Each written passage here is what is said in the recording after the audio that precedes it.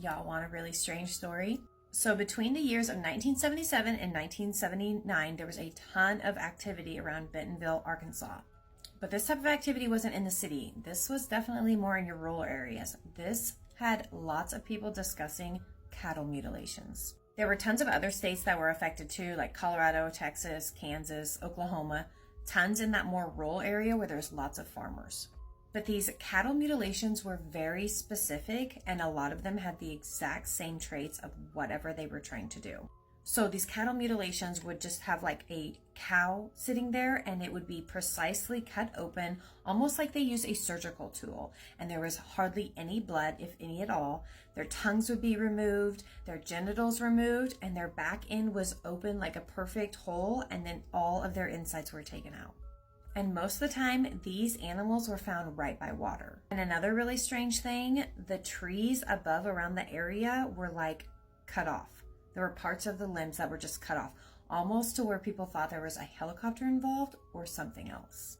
So there were lots and lots of these cases being reported. And in Bentonville, Arkansas alone, there were 23 in the year of 1979. These are people's livelihood. They would go home, their cattle would be fine, and they'd come back the next day and they were there, but they weren't all there. I remember my brother specifically running into this issue in Kansas when he was out checking his cattle. Have you ever seen anything like this? Do you remember when all this was going around? What do you think was happening to these animals? All right, you guys are loving this story, so part 3 of the New Home, New Goat. So I told you that the sister had to come home because somebody was sick. Well, somebody was sick and they had children. So you know, younger children see and hear way more things than us adults because we are better at blocking that kind of stuff out. So one night, the young boy comes up to his aunt and he was telling her something he's not supposed to. He comes up to her and says, "There was a tall man at the end of my bed with long dark hair, and he handed me a feather and said, 'Shh.'" So when she started asking him more questions, he said, "I'm not supposed to talk about it." Then there was an instance where the young girl was there for Christmas and she went up to her aunt and she was like, "The ghosts were keeping me up all night. I couldn't get any sleep." Then she asked, "Will they hurt me?" And she automatically was just like, "No, they're fine. If you have issues like that, just pray and go right back to sleep." Then the next day, the aunt was on the phone with one of her friends, and the niece was clear across the room, had no idea what the aunt was on the phone talking about because she couldn't hear. Somebody was on the other line.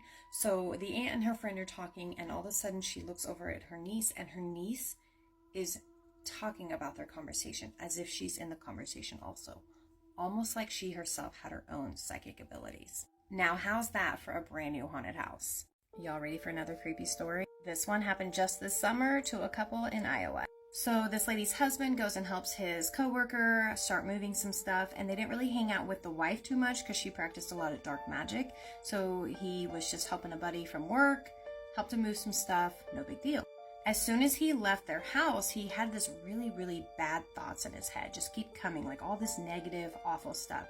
And he kept telling himself, as soon as I get in the house, I need to sage everything. I just need to sage myself, sage all over the house because I've been around somebody who practices dark stuff like this. Now, this couple has 8 German Shepherds. So when he gets home, he's greeted by lots of fur babies. And they didn't have children, so they had lots of fur babies. And 2 of their dogs could actually sense and see other people that some people can't, myself included. So as soon as he walks into the house, one of their dogs that normally doesn't act like this started trying to attack him. And they didn't think too much of it. They just kind of played it off, no big deal, and went about their evening. Well, as soon as the wife started going around him to talk to him and just, hang out with her husband, she got this horrible nauseating feeling and just felt like she was going to throw up. And so she went to lie down on the couch, and whenever he would come by, she just got the urge to just need to go get sick. So he decided to go get in the shower, and she went to lay down in bed to get more comfortable. All of a sudden, when she's laying in bed, there's this giant bang on the inside of their closet in their house. So she's freaking out. She runs out, checks the door just to see if anybody else heard it or anything, and the dogs are passed out. They're all asleep, and her husband is still in the shower. After this, she tells her husband, and he goes out and goes into the garage and gets the sage and starts just cleaning the house, cleansing of whatever he possibly could have brought home. By this time, the wife had moved back on the couch and was hanging out, just kind of watching her husband do what he's doing, trying to get whatever this bad aura might be out of the house. So the husband's walking around still, and all of a sudden the dog just looks up, kind of like in the corner, and sees this thing. And the wife says it's right there. And the husband all of a sudden could feel something on his back jump on him, and the dog's going nuts. He can see and feel that something is not right there. So the wife hurries up, opens up the front door, and the husband like walks himself back into it. And whatever it was, jumped off his back.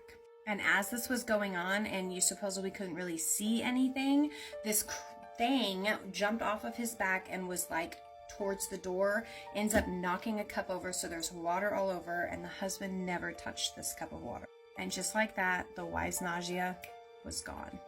He then talked to his coworker and kind of told him what happened, and the coworker was like, oh yeah, that was a demon. We have stuff like that in our house also.